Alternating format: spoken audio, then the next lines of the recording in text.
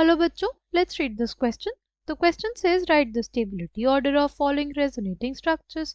में चार ऑप्शंस दिए गए, हमें बताना है कि फर्स्ट और सेकंड में से राइट पर्टिकुलर ऑप्शन के लिए कौन सा रेजोनेटिंग स्ट्रक्चर ज़्यादा स्टेबल होगा. ठीक है. The key concept for this question is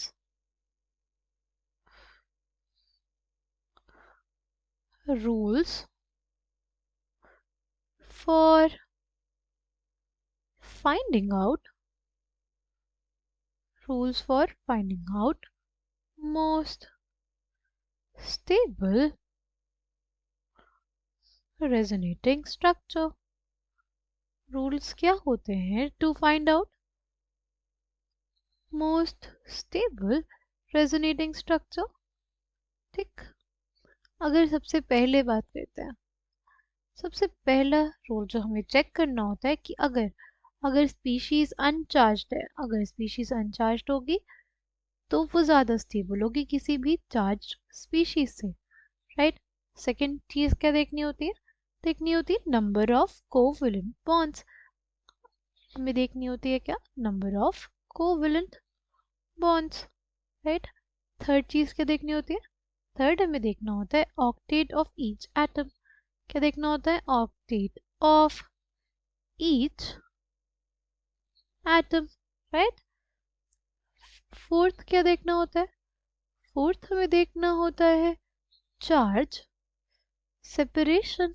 right. Fourth हमें क्या देखना होता है, charge separation.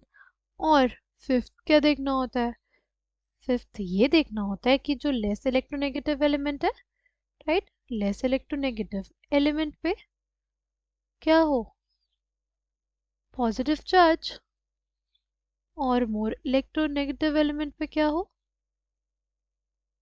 Negative charge. Right. जिसकी इलेक्ट्रोनेगेटिविटी ज़्यादा, राइट, उसके ऊपर negative charge, less electronegative atom तो उसके ऊपर पॉजिटिव चार्ज. ठीक. अगर पहले को देखते हैं तो दोनों ही हमारे पास क्या है, चार्ज्ड है. राइट. दोनों ही हमारे पास क्या है, चार्ज्ड है. फिर देखेंगे number of covalent bonds. Number of covalent bonds दोनों ही सेंटर्स ने क्या बनाया है, ऑलमोस्ट इक्वल बनाया है. ठीक. Octet of each atom is complete. देखो नाइट्रोजन की यहाँ पे बात करें, यहाँ पे एक लोन पेयर होगा तो जगह 2 3 4 5 6 7 8. ठीक. अगर ऑक्सीजन एटम की बात करें तो हमारे पास देखो ये 2 इलेक्ट्रॉन्स, दो इसके लोन पेयर्स, राइट, दो इसके लोन पेयर्स हो जाएंगे और एक नेगेटिव चार्ज है तो इसका भी यहाँ पे ऑक्टेट पूरा है.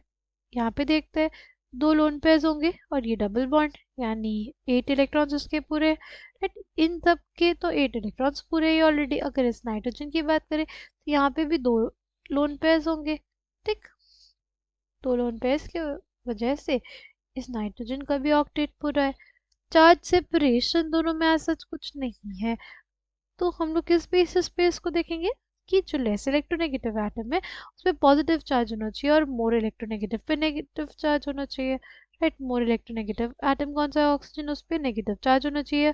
वो वाला जो रेजोनेटिंग स्ट्रक्चर होगा वो ज़्यादा स्टेबल हो जाएगा. ठीक. तो पी के लिए कौन सा रेजोनेटिंग स्ट्रक्चर स्टेबल होगा, फर्स्ट वाला.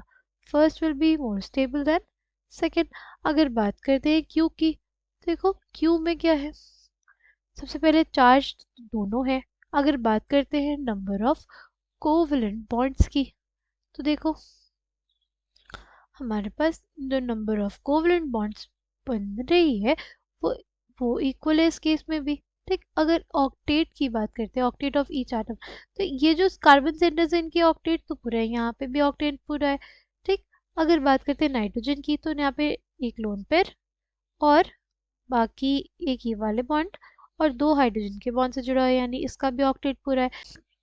अगर ऑक्सीजन की बात करते हैं तो 4 इलेक्ट्रॉन्स, राइट, यहाँ पे 2 इलेक्ट्रॉन्स, राइट, O और CH2 के बॉन्ड में टोटल 6 इलेक्ट्रॉन्स हो गए और एक हमारे पास लोन पेयर होगा. ठीक. तो टोटल 8 इलेक्ट्रॉन्स हो जाएंगे. ओके. और अगर बात करते हैं यहाँ पे तो ऑक्सीजन पे 2 लोन पेयर्स होंगे, राइट, एक O और CH3 के बीच में बॉन्ड तो टोटल 6 इलेक्ट्रॉन्स और एक ये वाली बॉन्ड के 2 इलेक्ट्रॉन्स यानी 8 इलेक्ट्रॉन्स। यहाँ पे देखते हैं यहाँ पे कितने इलेक्ट्रॉन्स हो गए 4 और 2 हाइड्रोजन से बॉन्ड है। ठीक है, तो टोटल 8 इलेक्ट्रॉन्स हो गए। तो octet of each atom is complete. Charge separation भी दोनों में एज सच सेम ही है। अब इसमें है कि लेस इलेक्ट्रोनेगेटिव एटम पे क्या होना चाहिए, positive charge. Less electronegative atom कौन सा है, वो हमारे पास है ये वाला, राइट। इस वजह से हमारे पास ये वाला जो स्ट्रक्चर होगा वो ज़्यादा स्टेबल होगा, यानी सेकेंड वाला ज़्यादा स्टेबल होगा फर्स्ट से। सेकेंड वाला जो होगा वो फर्स्ट से ज़्यादा स्टेबल होगा। ठीक, अगर आर की बात करते तो देखो दोनों ही हमारे पास क्या है, चार्ज है।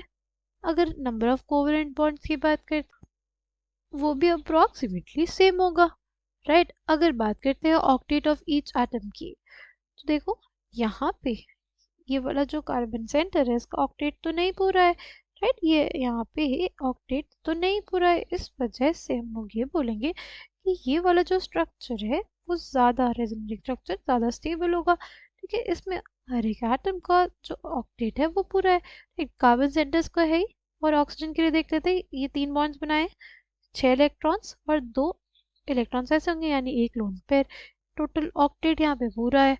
तो ऑक्टेट होने की वजह से, राइट, इसका पूरा ऑक्टेट होने की वजह से जो फर्स्ट वाला होगा आर ऑप्शन के लिए वो क्या हो जाएगा, वो ज़्यादा स्टेबल हो जाएगा। First will be more stable then second. अगर एस की बात करते तो हमारे पास क्या है उस केस में, देखो यहाँ पे दोनों ही क्या है, अनचार्ज्ड है। नंबर ऑफ कोवेलेंट बॉन्ड्स ऐसा सेम ही है। अगर ऑक्टेट की बात करते तो यहाँ पे भी एक कार्बोकेटायन स्पीशीज है ना।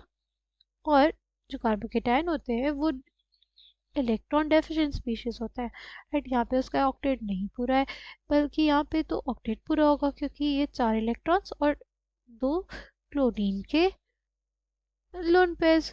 ठीक है, ये जो कार्बन सेंटर्स है इन सभी के ऑक्टेट पूरे हैं, right. They are balanced by presence of hydrogen atoms. यहाँ पे ऑक्टेट पूरा नहीं है इसलिए ये लीस्ट स्टेबल होगा, लेस स्टेबल होगा एज कम्पेयर टू दिस। तो एस के लिए क्या होगा, एस के लिए जो सेकंड होगा वो ज़्यादा स्टेबल होगा फर्स्ट से, right. And this will be the stability order for the following resonating structures that have been given to us. I hope you understood it well. Thank you and all the best.